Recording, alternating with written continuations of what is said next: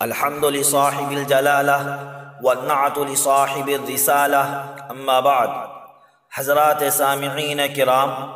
امر بالمعروف اور نہی عن المنکر یوں تو ہر شخص پر اس کی حیثیت اور صلاحیت کے اعتبار سے واجب اور ضروری ہے، جیسا کہ قرآن و احادیث میں اس کی طرف توجہ دلائی گئی ہے، اور اس کے کرنے پر وعدے اور نہ کرنے پر سخت سے سخت وعیدیں سنائی گئی ہیں۔ علماء چونکہ نبی کے نائبین، وارثین اور جانشین ہیں، جس کی وجہ سے عام امتیوں کی بنسبت ان کی ذمہ داری اس تعلق سے زیادہ بڑھ جاتی ہے۔ اس لیے طلباء، ائمہ اور علماء کرام کے لیے منکرات سے بچنے اور دوسروں کو بچانے کے ساتھ ساتھ منکرات کی جگہوں میں شرکت کرنے اور حاضر ہونے سے بھی بچنا بے حد ضروری ہے، کیونکہ منکرات کی جگہوں میں علماء و مقتدی حضرات کی شرکت سے ایک خرابی تو یہ ہوتی ہے کہ ان کی دعوت اور ان کی بات غیر مؤثر ہو جاتی ہے۔ دوسری خرابی یہ ہے کہ منکرات کی قباحت و شناعت کم ہوتے ہوتے ختم ہو جاتی ہے، بلکہ بعض دفعہ لوگ اس منکرات کے جواز پر علماء کے عمل کو بطور دلیل پیش کرتے ہیں، اور یہ بات بہت ہی قابل تشویش امر ہے اور بہت ہی افسوس کی بات ہے۔ ایک تو اس وجہ سے کہ جب وہ برائی کو برا نہ سمجھیں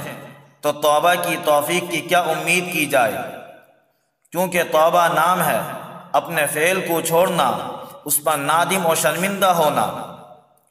اور آئندہ نہ کرنے کا عزم مصمم کرنا، اور یہ اسی وقت ممکن ہے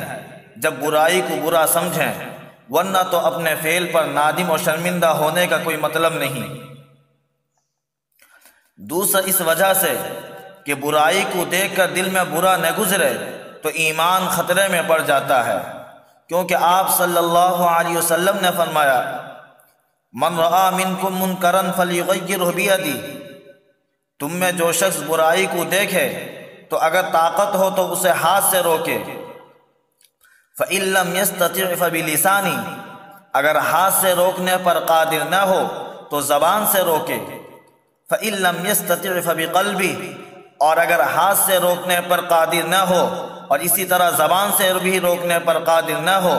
تو کم از کم دل سے اس کو برا سمجھیں، وذالک اضعف الایمان، اور برائی کو دیکھ کر دل سے برا سمجھنا یہ ایمان کا سب سے کمزور اور ادنا درجہ ہے۔ اسی لیے علماء کرام کو منکرات سے بچنے اور دوسروں کو بچانے کے ساتھ ساتھ منکرات کی جگہوں میں شریک ہونے سے بھی بچنا چاہیے۔ انہی منکرات کی جگہوں اور مواقع میں سے ایک کرکٹ اور دوسرے کھیلوں کے میچ دیکھنے کا موقع اور جگہ ہے، کیونکہ اکثر و بیشتر میچ کی شکل جوا اور سٹہ بازی کی ایک مرغوب، پسندیدہ اور پرفریب شکل ہوتی ہے۔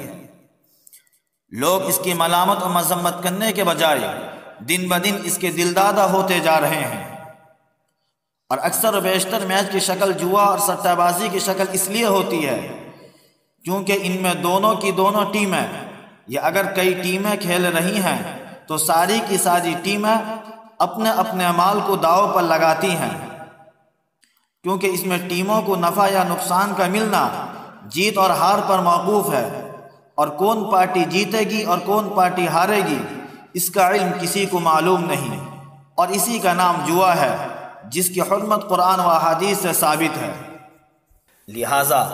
جو میچ اس شکل کی ہو کہ دونوں کی دونوں ٹیمیں، اور اگر کئی ٹیمیں ہوں تو ساری ٹیموں کی طرف سے جیت ہار پر شرط رکھی گئی ہو، تو طلباء، ائمہ اور علماء کرام کو چاہیے کہ اس طرح کی میچ کھیلنے سے ضرور بچیں، کیونکہ یہ جوا اور سٹے کی ایک شکل ہے۔ ساتھ ساتھ اس جگہ جانے اور اس میں شریک ہونے سے بھی بچنے کی کوشش کرنی چاہیے، اور اپنے گھر والے اور محلے والوں کو، اسی طرح دوست و احباب اور متعلقین کو حکمت و دانائی کے ساتھ اس طرح کی میچ کھیلنے سے بچنے کی دعوت دیں، کیونکہ آج مسلمان نوجوان اور مسلمان بچوں کی ایک بڑی تعداد میچ کی اس ناجائز صورت میں نہ صرف ملوث ہے، بلکہ بعض تو حلال کمائی کو چھوڑ کر اس کو ترجیح دے دیتے ہیں۔ اور اس سے بھی زیادہ افسوس کی بات یہ ہے کہ بعض طلبہ کی مستقل ایک الگ الگ ٹیم ہے۔ معاف کرنا، شاید کہ اس میں ہم علماء کرام اور ائمہ اعظام کی بھی بڑی کوتاہی ہوئی ہے۔ نیز ہمیں کھیل کود کے جواز اور عدم جواز کی حدود و قیود کو سیکھنا اور سمجھنا چاہیے کہ کھیل کب اور کس حد تک جائز ہے اور کب ناجائز ہے، تاکہ ہم مکمل وثوق اور اعتماد کے ساتھ خود بھی منکرات سے بچیں اور دوسروں کو بھی بچائیں، کیونکہ صرف منکرات سے بچنا ہی کافی نہیں ہے، بلکہ حدیث کے مطابق اگر قدرت و صلاحیت ہو تو ہاتھ سے اس منکر کو روکنا،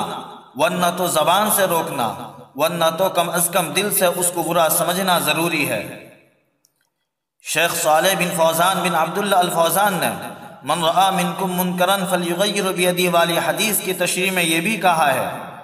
کہ جو شخص منکرات اور برائیوں کو ہاتھ سے روکنے پر قادر ہونے کے باوجود ہاتھ سے نہ روک کر زبان سے روکنے پر اکتفا کرے تو تب بھی وہ اللہ کے رسول صلی اللہ علیہ وسلم کے حکم کو پورا کرنے میں کوتاہی کرنے والا ہوگا۔ اسی طرح جو منکرات کو زبان سے روکنے پر قادر ہونے کے باوجود صرف دل سے اسے برا سمجھے اور اسی پر اکتفا کرے